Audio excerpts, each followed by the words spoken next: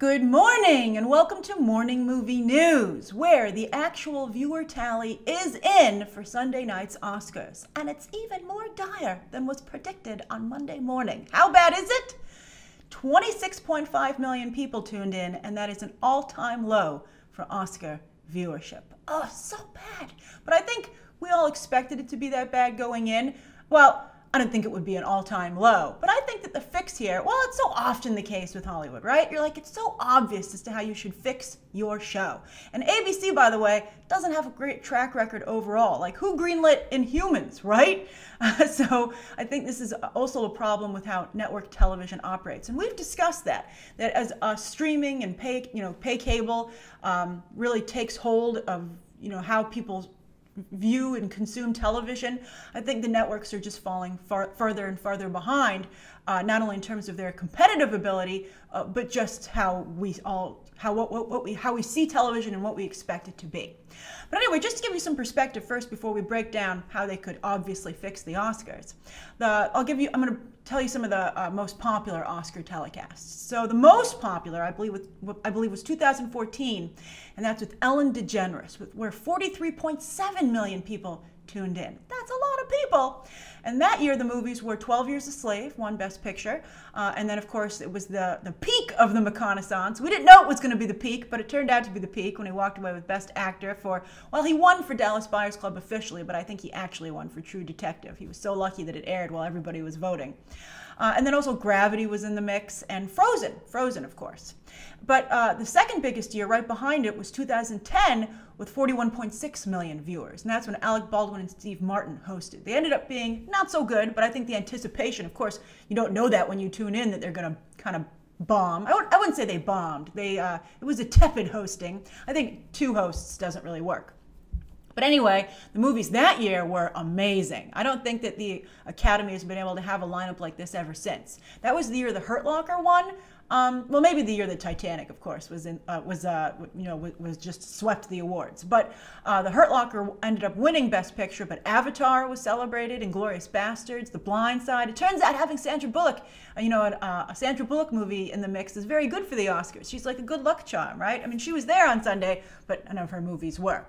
So anyway, yes, an all-time low, and everybody's weighing in, including a certain politician who said there are no more movie stars. That just goes to show there are no movie stars. I don't think that's true. We have this discussion a lot. I think that it's certainly waning the power of the movie star, but they still exist, particularly in the right role. That's a famous Paul Newman quote. In the right role, he said, "I am priceless." And I think that's very true. Still very much of Tom Cruise. Leonardo DiCaprio, I think, is very much a movie star. Denzel Washington, I think, is a movie star. I mean, not to say they haven't had flops, but they still exist, and they can still bring in the audience again when they're cast in the right role. Chris Pratt, to some degree. Let's hope that he might have oversaturated himself, but you get what I'm saying. I also think, to be fair, they didn't factor digital viewership into that audience number. And this year, the Academy even produced their own video telling you how you could stream the telecast. Also, they're not factoring in clips that are watched the next day. What I'm trying to say here, I don't want to take away from the main point is that the Oscar telecast has a huge problem. But I'm saying in terms of interest in the Oscars, I think it's still quite high. People are just changing. Again, this is the change in viewing habits. They're changing the way they watch the show. They're not traditionally tuning in for 4 hours. They're, keeping an eye on it on Twitter. They're watching the clips as they get posted the next morning. So I think interest is still very high. I just think the show is crap. Okay, so let's talk about how it could be fixed. Now, I think the Golden Globes presented a huge problem for it this year because the Golden Globes were so political. The Golden Globes will let you do whatever you want because they want to have a fun show. And it used to be that by letting stars do whatever they wanted, they would get a lot of fun shenanigans. They have an open bar there. It's great. But I think that as of late, it's become very political. People get up there and do whatever they want, which is make a political speech. I think it's going to hurt the Golden Globes more and more. Although I think the Golden Globes benefits from being first, so there's that who's going to win factor still at play, whereas, on Sunday everybody knew pretty much who was going to win. The only surprise was really The Shape of Water and This Is Me, Remember Me beating out This Is Me for Best Song.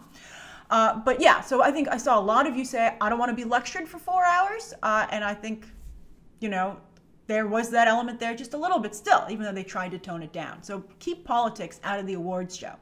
Then also, they need to stop making this an ad for the network that it airs on. Jimmy Kimmel hosted. The red carpet hosts were from a bunch of ABC shows. And I love the Goldbergs, but Wendy McClendon-Covey should not be on the red carpet interviewing stars before the Oscars. It makes no sense. I do like Michael Strahan, though. And then also, the same thing happened at CBS with the Grammys. They have all their talent hosting and presenting awards, etc. And both telecasts have seen dramatic drops in viewership. And so I think these ABC and CBS need to recognize these aren't network promotions. These are events that, the fans in the industry certainly still take very seriously, but fans used to take very seriously because it used to be a night that celebrated movies and music. But now it's let's promote ABC and CBS. And viewers are very smart, realize that, and just certainly aren't interested. I think the clips this year, the montages that they had on the show, were a good start heading back in that direction. But you could feel the tug of war with the show. Like, oh, let's celebrate movies. but let's talk about ABC and political movements, right? Also, speaking of ABC and Jimmy Kimmel as the host, I think that while he produces, he hosts a great late night show. He's doing, I believe he's doing very well in the ratings. Colbert is still #1 right now in terms of late show stuff. I think that as a comedian, he doesn't deliver a monologue that you feel you have to see live. Again, you'll wait to hear what the talk is the next day, and then you'll watch it if people say it was worth it. And this year, it wasn't worth tuning in for. I don't think he delivered a good monologue. It's not like Ricky Gervais. You got to hear what he's going to say. Or Fay and Poehler that are going to be funny. Or, of course, the gold standard. Well, the original gold standard was Bob Hope, but the new gold standard is Billy Crystal. He's fabulous. He had this great bit that he used to do at the beginning of the Oscars.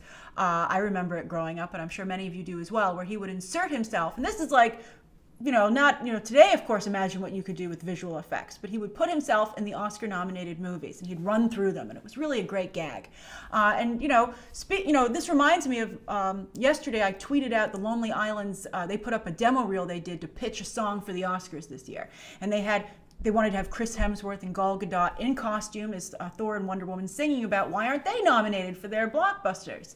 And the Academy had rejected the proposal, as the Lonely Island told everyone, saying that it was just impossible to do both from a logistic and financial perspective. Now, I agree logistically because I don't think those actors would do that.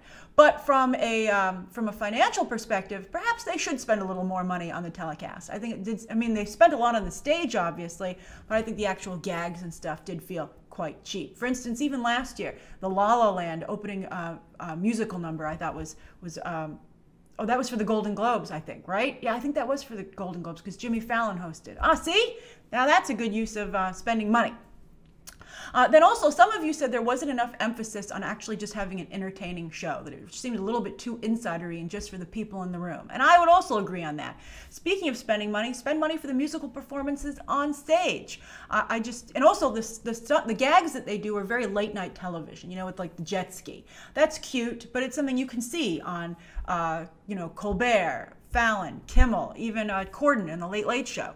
It's not something you tune into the Oscars for. There's a lot of talk that Tiffany Haddish and Maya Rudolph should host after doing such a great job with their intro, and I definitely agree with that. I think they would be fabulous. They would be a great duo. And if the Oscars doesn't snag them, I bet you the Golden Globes does. All right, so that's the first story of the day, and I'm curious, what do you think should fix the Oscars in terms of, getting more people to tune in? If you tuned in, why did you tune in? If you didn't tune in, why didn't you tune in?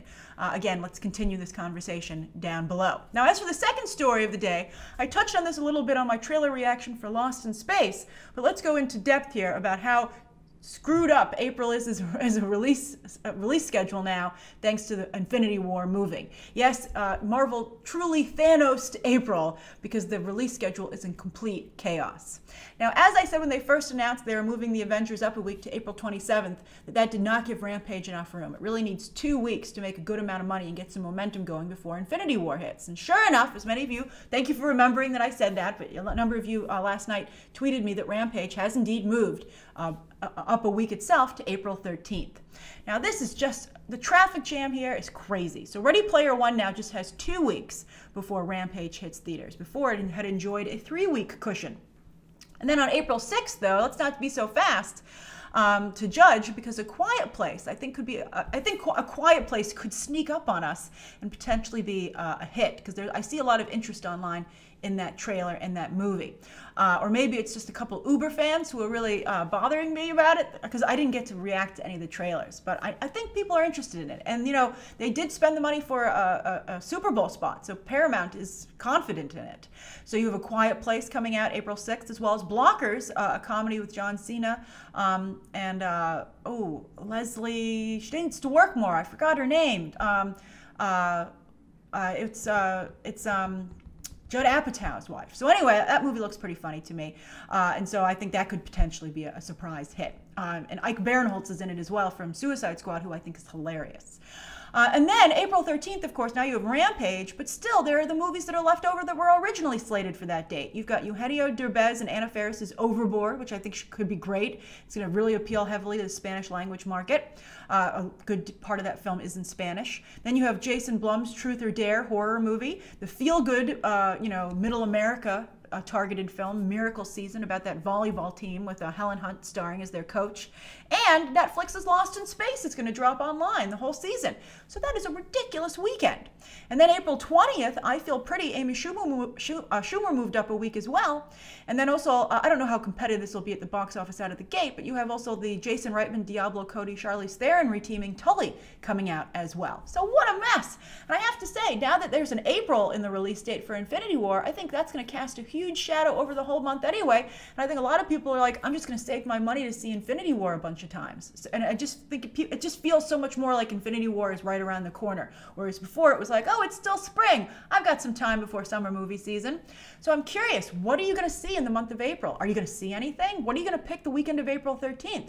It's crazy. It's madness. This is why you can't move your movie around like that. I bet you the other studios are really upset. I would be very upset. All right, so that's the second story of the day. Now, the third story is something I promised to discuss from last week. It's a story that broke late last week, and that's a Viola Davis and Lupita Nyong'o movie that is quickly coming together.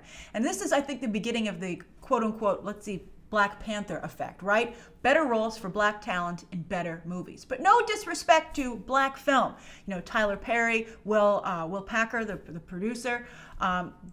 These are really, really talented people who, while they make low budget, middle of the road movies, they're the ones who got this talent on the board. They're the ones who got them recognized at first, and they're the ones who showed that they could pull in an audience. And even they're still helping black talent out because the roles are still it's still a developing situation. And if you want to work consistently, and you need to prove that you can draw in an audience, the black film is still very much the support base there. For instance, Tyler Perry has just cast Tiffany Haddish in a lead role. That's huge for her. She has some supporting roles coming up, maybe a lead opposite Melissa McCarthy, but that's a very big deal for her, and it came from Tyler Perry. All right, so this movie, this is a more high caliber film though, because it's going to star two Oscar winners, Viola Davis and Lupita Nyong'o. With all due respect to Tiffany Haddish, she's very funny, but she's not an Oscar winner, although many people thought she should have been nominated. But anyway, this is called The Woman King, and it's about a tribe in West Africa in the 18th and 19th century, in that time period. So Viola Davis will play a general of an all-female military known historically as the Amazons. By the way, on a side note, I'm not loving pitting the Amazons versus the Dora Milaje. I think that this is why we can't have nice things. Like, can't we just be happy that they're both really popular, sets of strong female characters that have great action sequences, right? We don't need to pit them against each other. And I worry a little bit about I don't want to ding Wonder Woman again with this, or also take away from the Dora Milaje. So I don't know if I'd call them, but they were called the Amazons in real life, so how can you not incorporate that? Ugh, what a mess. Speaking of messes. So Viola Davis will play the general, of that all-female military. I'd be curious to know why they chose to have an all-female military. And then Lupita Nyong'o will be her daughter, and they fought the French and they fought neighboring tribes to not only protect their people, but to stave off colonialism and slavery, etc. Basically the opening of Black Panther, that little, sand montage. Well, while Wakanda was in its little cocoon, Viola Davis and Lupita Nyong'o, again, were fighting for reals. So I think this could be very good. I think it sounds like a really good movie. I think the choice of director will be key, and also the balance of action and drama. You need the drama because you've got two Oscar winners. You need that very much so, and also for this movie to be taken seriously. But you need the action to make sure people go see it in theaters. I worry that it could feel like a small film, right? Where they're like, oh, all the big battles took place off screen because we can't afford them. If you can't afford to do the battles, don't make the movie. Because, you're making a movie about an army. You got to be able to do the battles. Now, again, this is 2 Oscar winners, and I think that highlights that even in the wake of Black Panther, Hollywood continues to be so risk-averse. Because I think we're all waiting on the next deals for Letitia Wright, Denai Guerrera, and Winston Duke, who were, I think, the biggest breakouts from Black Panther in their roles, but still nothing for them just quite yet. All right, so that's the 3 stories of the day. Now, the viewer question comes from Bone Studios 15. And Bone Studios gives me an opportunity here to clarify a rumor that I think has been going around. I tweeted about it, about the potential breakup and sale of Warner Brothers, but it's been misreported. So let me set the record straight. So anyway, Bone Studios 15 says, Grace, with rumors of Warner Brothers possibly selling off DC Comics if the AT&T merger falls through, what studio do you think would best suit the property? Personally, I think Universal would be a perfect company to purchase DC, given their relationship with Warner Brothers, with bringing the Wizarding World of Harry Potter to Florida and California parks, which was beneficial for both of them. And partly because I feel like if Universal would really want to keep up against Disney World, adding DC properties to the park would surely be a draw for many people. I love opening YouTube and watching your videos every day. Oh, that painted a nice picture. Thank you, Bone Studios 15. But so I can see the appeal here, but again, the story was misreported. And I can see, it's an appealing scenario, and I think that people are taking the Fox thing as an example, where Fox sold just its entertainment divisions. You're thinking like Fox or what could potentially happen with Sony. That's not what people are talking about when it comes to Time Warner, not Warner Brothers. That's so important. All right, so let me explain it to you. So if the AT&T merger doesn't go through, there was a report that potentially Time Warner would break itself up for sale because they just can't continue. They don't want to continue or can't continue as is. But what that means is that Warner Brothers would be its own thing. Then CNN would be up for sale, and then Turner Broadcasting, which has a number of cable networks, would be up for sale, instead of someone having to buy the whole enchilada, right? So Warner Brothers would remain this gigantic entity. They wouldn't be selling off the smaller properties. They wouldn't be selling off Harry Potter. They wouldn't be selling off DC. You would have to buy all of Warner Brothers, which is huge. So I think you would see like a company make the purchase, not another studio. Disney wanted the content from Fox. They didn't buy all of Fox, and all of Fox wasn't for sale. So that's the difference. Now, the name of the game these days is getting a lot of content and putting it online. People who have a lot of content want to build up their online capabilities, and people who have online capabilities want to build up their content library.